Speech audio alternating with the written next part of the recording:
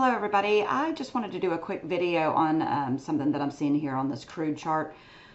On the 15th of May, I had price support right here. I've since deleted it because we made a higher high, but I did have price support, and you can see the date down there on the bottom. The 15th of May, right down here. I had price support right there where you see that blue thick line. Then we bounce from the price support, so then I give you the upside targets.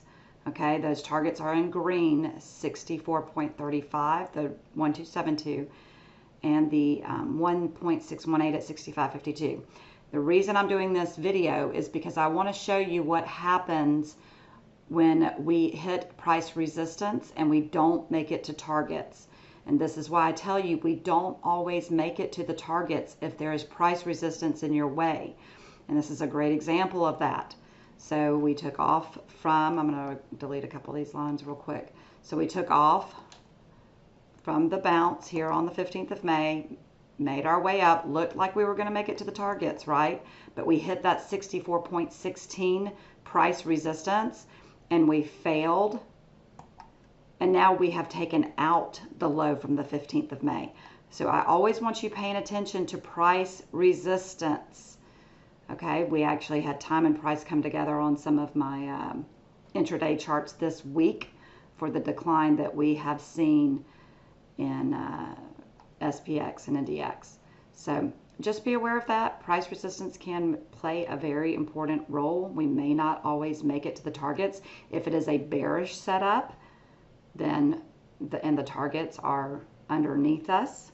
If we come down into price support, we could bounce. Okay, a good example of how we could look at that right now is if someone decided that they were going to short crude off of that cluster of resistance, and we're still really far below the 200 simple, which is way up here, so you can still make a case for the bears.